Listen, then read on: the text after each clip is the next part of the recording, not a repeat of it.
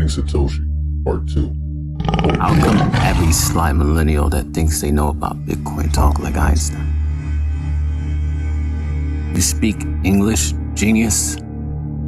Bitcoin is, Bitcoin that, blockchain, yada yada, decentralized, fiat is squad, blah blah blah blah.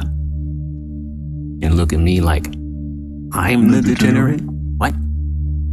Win a Nobel Peace Prize? Nobody understands you. You'll be happy in Stockholm, Sweden's old Royal Academy. That way. Soon as you hit seaport on the East Coast, on the mainland, try not to crash, then drown, then maybe die. For me.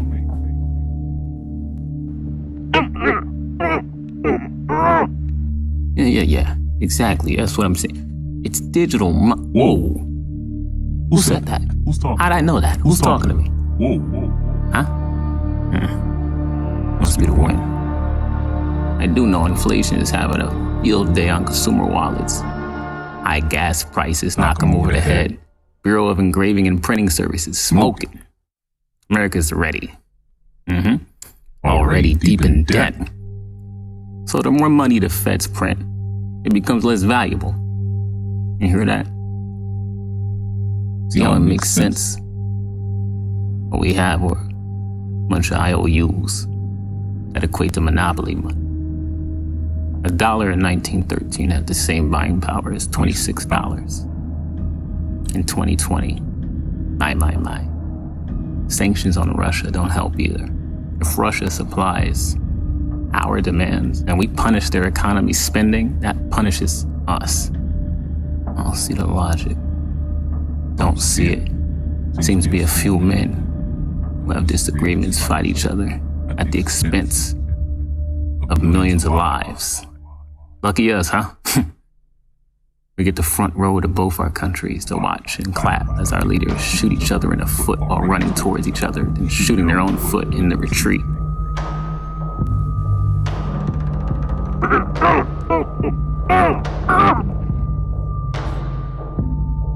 Yeah.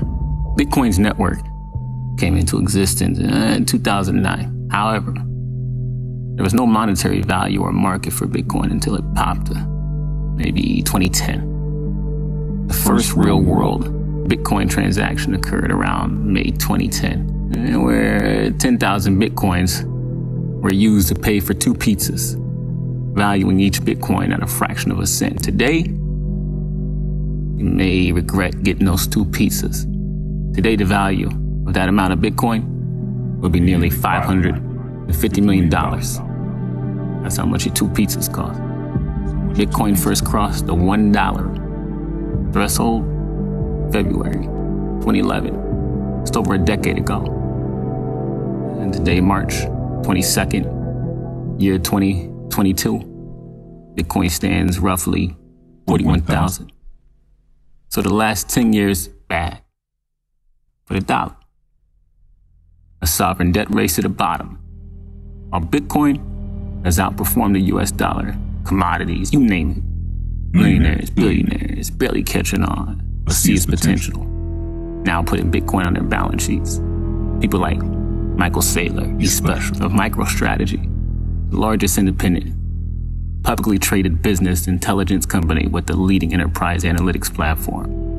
He owns within MicroStrategy about 124,000 Bitcoins, purchased at an average price of $30,000 per Bitcoin. Bitcoin is currently trading at about 41,000, value raising, no signs of stopping. So what's your deal, Finney? Here to hunt me? Or am I just turning crypto crazy?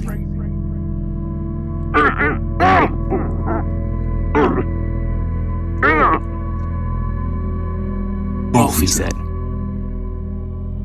Hal Finney spotted Satoshi Nakamoto Bitcoin's white paper on a cryptography mailing list in 2008 and immediately began exchanging emails with him, eventually helping to debug its code, perform its first test transactions, and mine a substantial hoard of the cryptocurrency.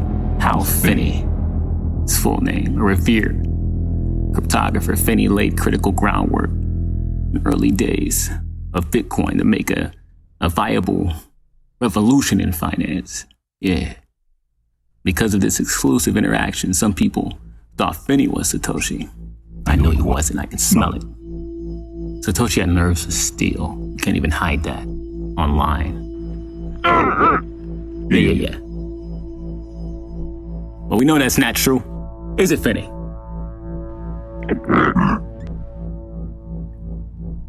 Strangely enough, Finney developed ALS the same year him and Satoshi made the first Bitcoin transaction.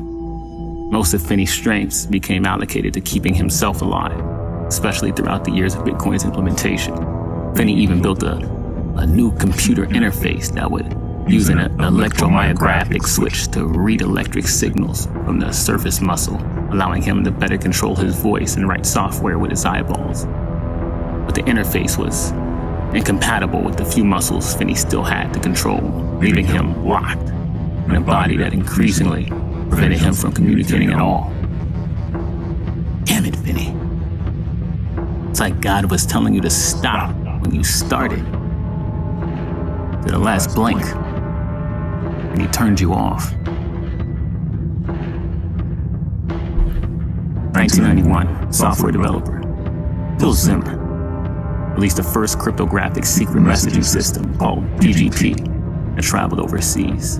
National security claimed this method of communication would be used by child molesters, criminals, pornographers, satanic publications, everything. In the early 90s, John Gilmore campaigned against the government, printed up source codes and books, code, shirts with encrypted writings, encrypted tattoos, all documents sent to the government to show a freedom of speech, unstoppable, uncontrollable, defiant.